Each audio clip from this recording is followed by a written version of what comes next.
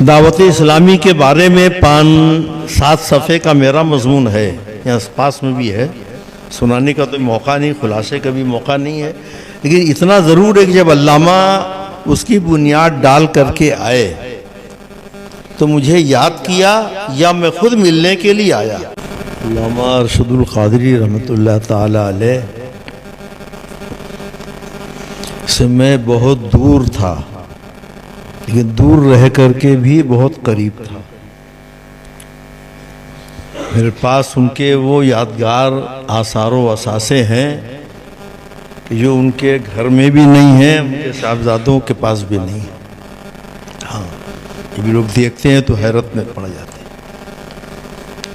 تو میں نے بہت کچھ لکھا بھی ہے، 6 مضامین میرے ہو گئے علامہ، سمجھا؟ ابھی ڈاکٹر صاحب کی چوائس ہوگی، جو چاہیں گے شائع کریں گے، جو چاہیں گے نہیں کریں گے، یعنی سب کو ایک ساتھ میں چھاپ دوں تو ایک کتاب بن جائے گی۔ ابھی بیٹھے بیٹھے تاثرات جو میرے ذہن میں آئے میں ان کو پیش کرنا چاہتا ہوں۔ 10 منٹ کا ٹائم اگر آپ لوگ دیں تو میں کچھ عرض کروں۔ ہاں، بسم اللہ۔ بالکل جیسے شارٹ خبریں آپ لوگ سنتے ہیں نا، ان کو طریقہ ہے مشاقی، ہمیں اس کی مشاقی نہیں ہے، بس سادے انداز میں کچھ عرض کروں گا۔ علامہ کی ذات کیا تھی؟ آفاقی اور عالمی فکر کے وہ حامل تھے۔ اس پر ہمارے سارے مقالہ نگار، مقررین اور معتقدین اور تلامذہ سب متفق ہیں۔ ایک اور علامہ کی جہت تھی زندگی کی، وہ ہے تصوف۔ اکثر لوگ نہیں جانتے ہیں اس کو، بہت قریب کے لوگ ہی اس جہت کو محسوس کر سکیں گے، یا ان کے صاحبزادگان میں کچھ لوگ اس پہلو پر کچھ روشنی ڈال سکتے ہیں۔ میں نے جو کچھ سنا ہے اس کی روشنی میں یہ عرض کروں۔ سادگی کے پیکر تھے۔ ہمارے وہاں کوئی تھوڑا بڑا عالم ہو جاتا ہے نا تو خوب بن ٹھن کر کے رہتا ہے، علامہ نے کبھی اس کی فکر نہیں کی۔ ہاں، سادگی کے وہ پیکر تھے۔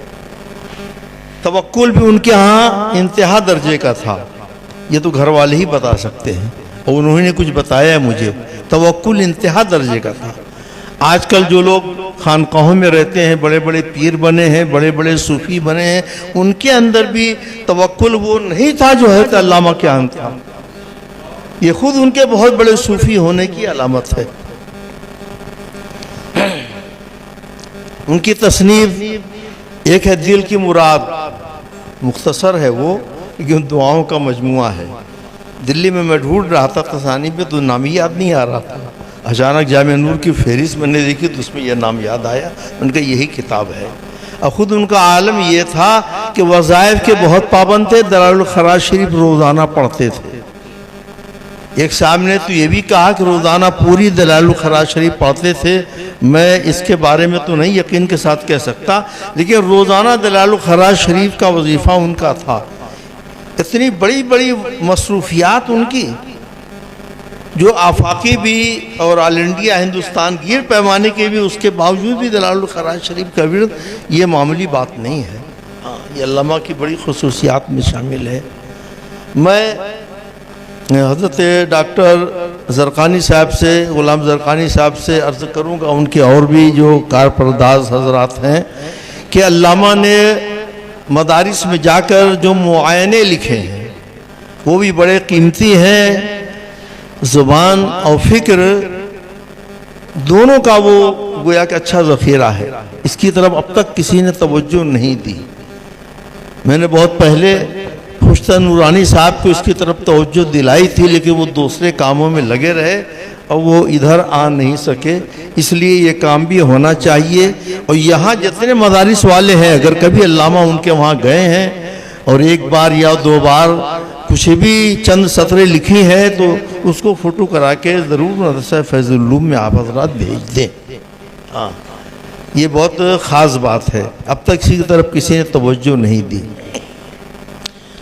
سب سے پہلے دلی میں سنی مکتبہ جو قائم ہوا ہے وہ ہے مکتبہ جامع نور، اور مٹیا محل میں نہیں تھا، وہ وہاں سے بہت دور تھا۔ میں جب پہلی بار دلی گیا تو ڈھونڈ کر کے وہاں ملنے کے لیے گیا، اس مکتبے پر ہمیں جناب غلام ربانی صاحب ملے تھے۔ تو یہ بہت بڑی خصوصیت ہے، گویا کہ بنیاد علامہ نے سنی مکتبے کی دلی میں رکھی ہے، یہ معمولی بات نہیں ہے۔ دلی میں کوئی ہمت نہیں کر سکتا تھا کہ سنی مکتبہ کھولے۔ علامہ کے بانی ہونے کی بھی خصوصیت ہے۔ ہمارے وہاں کیا فلانے پیر صاحب آئے، فلانے حضرت آئے، فلانے علامہ صاحب آئے، انہوں نے بنیاد رکھ دی تو بانی ہو گئے۔ علامہ صاحب ایسے بانی نہیں تھے، وہ زمینی بانی تھے، زمینی کام کرتے، ہاں زمین حاصل کرتے اس کے لیے کوشش کرتے، پھر اس کے بعد بنیاد ڈالتے۔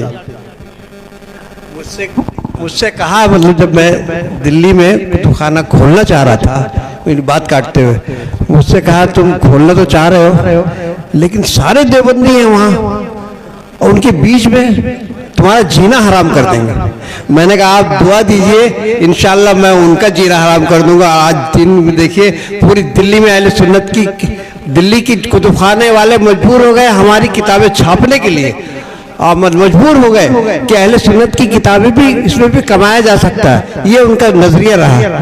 میں نے کہا آپ دعا دیجئے ان کا جینا حرام کروں گا، ہوا یہ۔ واہ بھائی ماشاءاللہ، تو مجھے تو ایک بات یاد تھی تو انہوں نے ایک اور بات بتا دی آپ لوگوں کو۔ شب درود شریف پڑھ لیجیے، اللہم صلی علی سیدنا مولانا محمد مبارک وسلم، صلاۃ و سلام علیک یا رسول اللہ۔ دعوت اسلامی کے بارے میں 5-7 صفحے کا میرا مضمون ہے، یہاں پاس میں بھی ہے، سنانے کا تو موقع نہیں، خلاصے کا بھی موقع نہیں ہے، لیکن اتنا ضرور ہے کہ جب علامہ اس کی بنیاد ڈال کر کے آئے تو مجھے یاد کیا یا میں خود ملنے کے لیے آیا۔ میں اس وقت ذاکر نگر غوثیہ نظامیہ میں تدریسی خدمات انجام دے رہا تھا، تو علامہ نے کہا کہ ایسا ایسا ہوا ہے، ہمارے وہاں کوئی جماعت نہیں تھی جو لوگوں کو روزہ نماز کی تبلیغ کرے، نماز کا طریقہ بتائے اور سنتوں کی تبلیغ کرے، تو ہم نے ایک ایسا ادارہ قائم کیا ہے، ایسی تحریک قائم کی ہے۔ اور مولانا الیاس صاحب کے بارے میں کہا کہ میں نے ان کو امیر بنایا ہے۔ ایک صاحب سے کہا کہ کوئی ایسا آدمی ہو جو امیر بننے کے لائق ہو، محنت کر سکے دین کے معاملے میں، تو ایک صاحب نے کہا کہ وہ ایک مولانا الیاس صاحب ہیں ہمارے یہاں، امام صاحب ہیں، وہ ہم کو لگتا ہے کہ یہ کام کر سکیں گے۔ وہ آئے، جناب حضرت تشریف لائے اور پوچھا حضرت نے کیا نام ہے آپ کا، بتایا کہ الیاس، تو حضرت اور خوش ہو گئے، چلیے ادھر الیاس تو ادھر بھی الیاس۔ تو اور پھر قافلے کی اصطلاح علامہ کی بنائی ہوئی ہے، اسلامی بھائی کی اصطلاح علامہ کی بنائی ہوئی ہے نا، اور دینی نصاب کے نام سے کتاب لکھنے والے تھے، اس کا خاکہ بھی علامہ نے بنایا تھا، لیکن وہ بھاگ دوڑ کے ان کی زندگی تھی، کوئی موٹی کتاب لکھنا ان کے لیے بہت مشکل تھا۔ وہ تو رت کی کتاب جذبات میں لکھ ڈالا کرتے تھے، ہاں جذبات میں کتابیں لکھ جاتی تھی۔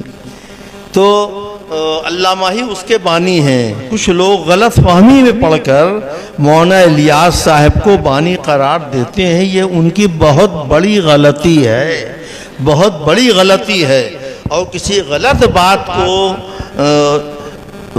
پھیلانا، بولنا شرعاً بھی جائز نہیں۔ ہاں جو لوگ بھی دعوت اسلامی کے یہاں موجود ہیں یا ان کے خیرخواہ موجود ہے، خیرخواہ تو میں بھی ہوں، اول دن سے ہوں، ہاں بلکہ ایک خط میں حضرت علامہ نے مجھے لکھا ہے، وہ چھپا ہوا بھی ہے کہ روح روان دعوت اسلامی۔ حالانکہ میں صرف اتنا ہی ہوں کہ تائید کرتا ہوں، کہیں ضرورت پڑی تو کسی اجتماع میں چلا گیا، کچھ بیان کر دیا، بس اتنا ہی میرا رابطہ ہے۔ اور لوگوں کی طرح جو نگلیٹ کرتے ہیں، فتوی بازی سے کام لیتے ہیں، ان کا انکار کرتے ہیں، میں ان میں نہیں ہوں، کیونکہ میں نے قریب سے دیکھا ہے۔ لیکن یہ ایک حقیقت بیانی میرے لیے ضروری تھی، اس لیے میں نے بیان کر دیا کہ دعوت اسلامی کے بانی علامہ ہی ہے اور کوئی نہیں ہے۔ علامہ کا حال یہ تھا کہ کوئی بھی فتنہ سر اٹھاتا، ملک میں اکثر اور بیرون ملک بھی، تو علامہ فوراً چی بجبی ہو جاتے تھے، قلم سنبھال لیتے تھے، ہاں، اور اس کے خلاف مراسلہ احتجاج ان کا شروع ہو جاتا تھا۔ آج میں دیکھتا ہوں ملک میں بڑے بڑے فتنے آتے ہیں اور ہم ہی لوگ خاموش ہیں، ہم لوگ خاموش ہیں۔ خاموش نہیں رہنا چاہیے، کم از کم آواز تو بلند کر سکتے ہیں، جیل میں نہیں جا سکتے، احتجاج نہیں کر سکتے، روڈ پر نہیں آ سکتے، تو کم از کم مراسلات تو بھیج سکتے ہیں۔ کہ اخبارات میں دیکھتا ہوں کہ اہل سنت کا بہت کم حصہ رہتا ہے کسی فتنے کی سرکوبی کے سلسلے میں۔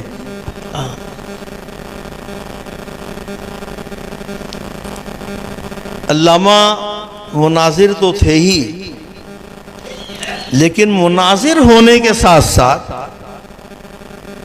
مدارس کے فاؤنڈر ہونا، بین الاقوامی تبلیغی دعوت کا کام کرنا، تبلیغ و دعوت کا کام کرنا، یہ آسان کام نہیں ہے۔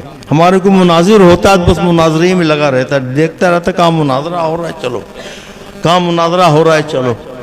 یہ علامہ ایک جہت کے نہیں تھے، اسی لیے ہمہ جہت شخصیت ان کی تھی۔ مدرسہ بھی قائم کرنا، ضرورت پڑی تو مسجد بھی قائم کرنا، تبلیغ کے لیے بھی جانا، مناظرے کی ضرورت پڑی تو مناظرے کے لیے بھی میدان میں آ جانا، کوئی فتنہ ہوا اس کی سرکوبی کے لیے بھی اٹھ کھڑے ہونا، یہ ہمہ جہت شخصیت ان کی تھی۔ اس کی مثال ان کے زمانے میں بھی کوئی نہیں تھی، آج بھی نہیں ہے، بہت افسوس کی بات ہے۔ ہمیں کوشش کرنا چاہیے، اللہ تعالی ہمیں ان کا نعم البدل عطا فرمائے۔ میری ایک گزارش ہے، حضرت علامہ تحریر سے پہچانے گئے، خوبیاں تو اور بہت سی تھی، کارنامے اور بہت سے تھے، لیکن اصل کام ان کا تحریر کا تھا، اور تحریر کی جو خوبی تھی آج تک ان کے جیسا کوئی لکھنے والا قلم کار نظر نہیں آیا۔ تو ہمیں چاہیے کہ ان کی کتابیں ہم کم از کم ہر سال شائع کر کے لوگوں کو تقسیم کریں، ہر سال عرس میں کوئی یہ کتاب شائع کر کے تقسیم کریں۔ یہ عرس کے ذمہ داروں سے میری گزارش ہے، اور آپ لوگوں سے گزارش ہے کہ اس سلسلے میں آپ لوگ تعاون کریں اور تقاضا کریں۔ کیونکہ جو لوگ عرس میں آئے انہوں نے کچھ باتیں سن لی، اب کتابیں شائع ہوں گی تو خود بھی پڑھیں گے، اپنے احباب کو بھی دیں گے، گھر والوں کو بھی دیں گے، اور اس کی افادیت بہت عام ہو جائے گی۔ علامہ کے اندر اصاغر نوازی بہت تھی۔ میں نے ابھی جناب غلام ربانی صاحب سے پوچھا، میرا اندازہ بالکل صحیح تھا کہ میری عمر ان کی عمر برابر ہے، میرا اندازہ صحیح تھا، یعنی ان کے بیٹی کی عمر کا میں ہوں، کہ میرے ساتھ وہ جو اعتنا کرتے تو مجھے حیرت ہوتی ہے۔ ہاں، خطوط بھی جو میرے نام ان کے ہیں، 11 خطوط ہیں مجموعہ مکاتیب میں، آپ دیکھ لیجئے، اس انداز سے مجھے نوازا ہے، مجھے حیرت ہوتی ہے، میں تو کچھ بھی نہیں، جبکہ میں ان کا شاگرد بھی نہیں، ان کا مرید بھی نہیں، ان کا ہم وطن بھی نہیں، لیکن معلوم نہیں وہ مجھ سے کیوں بہت زیادہ محبت کرتے تھے۔ ایک مرتبہ ضیاء الاسلام ٹکیا پاڑا ہوڑا میں بخاری شریف کے ختم میں علامہ گئے تھے، مجھے معلوم ہوا کہ علامہ آئے ہوئے، میں ملنے کے لیے چلا گیا، علامہ نے مجھے بیٹھا لیا اور کہا کہ آپ ختم بخاری کرائیے۔ ان کے سامنے میری کیا مجال تھی؟ ہاں، بہت اصرار کے، میں نے کہا نہیں حضرت، آپ کے ہوتے ہوئے میں ختم بخاری نہیں کراؤں گا، ختم بخاری آپ کرا دیجئے تبرکاً، میں انشاءاللہ اس آخری حدیث پر بیان کر دوں گا تھوڑا سا اس محفل میں۔ چنانچہ یہی ہوا۔ یہ بہت بڑی بات ہے نا، لوگ اپنے سے بڑوں سے کہتے ہیں آپ آ گئے ہیں تو اب آپ ختم کرا دیجئے، یا دوستوں میں کوئی ہوتا ہے اپنے سے قابل آدمی سمجھتا ہے تو کہتا ہے کہ آپ ختم کرا دیجئے، جبکہ میں وہاں مدعو بھی نہیں تھا، بے شان و گمان میں وہاں پہنچ گیا، مجھے معلوم ہے کہ علامہ آئے ہوئے ہیں اور وہاں ختم بخاری کی محفل ہے۔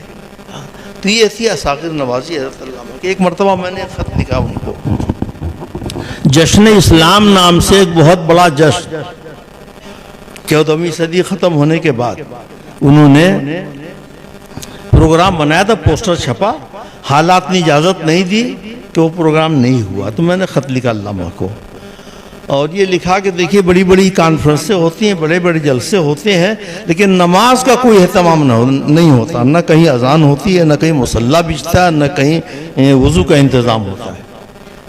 آپ کے جشن اسلام میں اسلام کا جشن ہونے والا ہے نا، اس کا اہتمام بہت ضروری ہے۔ میں تھوڑا بے باک بھی تھا، بے تکلف بھی تھا، تو میں نے ان کو لکھ دیا، پوسٹ کارڈ ہی میں نے لکھا، حضرت نے پوسٹ کارڈ میں جواب دیا کہ ٹھیک ہے، آپ کا جو مشورہ ہے انشاءاللہ اس پر عمل کیا جائے گا، اور اللہ آپ جیسوں کو، مجھ جیسوں کے نصیحت کے لیے دیر تک سلامت رکھے۔ یہ جملہ مجھے خط کا یاد ہے، اگرچہ وہ خط میرے پاس محفوظ نہیں رہا ورنہ وہ بھی چھپ گیا ہوتا۔ تو یہ ذرہ نوازی تھی۔ آج کل آدمی تھوڑا سا بڑا ہو جاتا ہے نا تو چھوٹے کی کوئی قدر نہیں، چاہے وہ کیسا ہی مشورہ دے، کوئی بھی بات کرے۔ تو علامہ کے ہاں یہ بات نہیں تھی۔ جیسے علامہ کی شخصیت آفاقی تھی، بہت بڑے تھے۔ فیض العلوم ایک مرتبہ یہیں حضرت بیٹھے ہوئے تھے اپنی قائم گاہ پر، میں آیا ملنے کے لیے، اور گفتگو کے دوران میں نے کہا حضرت آپ کی شخصیت تو بہت بڑی ہے، عالمی ہے، عالمی پیمانے کے آپ عالم ہے، تو آپ نے اتنا چھوٹا مدرسہ کیوں قائم کیا؟ اس فیض العلوم کو میں نے کہا اتنا چھوٹا مدرسہ کیوں قائم کیا؟ تو علامہ نے اپنی ٹوپی اتار کر کے ٹیبل پر رکھ دی، ڈیسک پر، دیر تک کھجلانے لگے۔ حضرت عادت تھی، گھر والے لوگ جانتے ہوں گے، قریبی لوگ۔ کھجلانے کے بعد پھر کہتے ہیں ٹھیک کہتے ہو، ٹھیک کہتے ہو۔ بولنے کا یہ انداز تھا نا، ٹھیک کہتے ہو، ٹھیک کہتے ہو۔ دوسرا ہوتا تو تعویلیں کرتا ہے نا، یا اس کو گستاخی پر محمول کرتا۔ علامہ نے یہ نہیں کہا ٹھیک کہتے ہو، ٹھیک کہتے ہو، ہے نا۔ یہ الگ بات ہے کہ حالات ایسے تھے کہ اس سے بڑا مدرسہ بہت، یہی مدرسہ بڑی مشکلوں سے قائم ہوا ہے۔ بعد میں میں نے سب تفصیلات سنی تو میں نے کہا کہ میرا یہ کہنا صحیح نہیں تھا، لیکن بہرحال علامہ نے اعتراف کیا۔ یہ علامہ کی ذہنیت تھی۔ یہ بھی ایک طرح کی تربیت ہے تاکہ کوئی آدمی بڑا ہو جائے تو اپنے کو بہت بڑا نہ سمجھے۔ ہاں، کوئی آدمی نیک مشورہ دیے، کوئی بات کہے تو اس کو غور سے سنے اور اعتراف کرے۔ اللہم صلی علی سیدنا مولانا محمد مبارک وسلم۔ ایک مرتبہ میں آیا تھا حضرت سے ملنے کے لیے، کوئی آدمی آیا کلمہ پڑھنے کے لیے، تو حضرت کاک لیا نعمانی صاحب کے پاس، مدرسے میں تھا، میں حضرت سے مل چکا تھا، ان کو معلوم تھا کہ میں موجود ہوں۔ یہ آدمی آتا، یہ ہے کہ ان کے پاس بیٹھا تھا تو مجھے بھیج دیا باہر، جائیے۔ باہر جب آیا تو تاکہ ان کو کلمہ پڑھا دیجیے۔ یہ ہے اساغر نوازی علامہ کی۔ ہاں،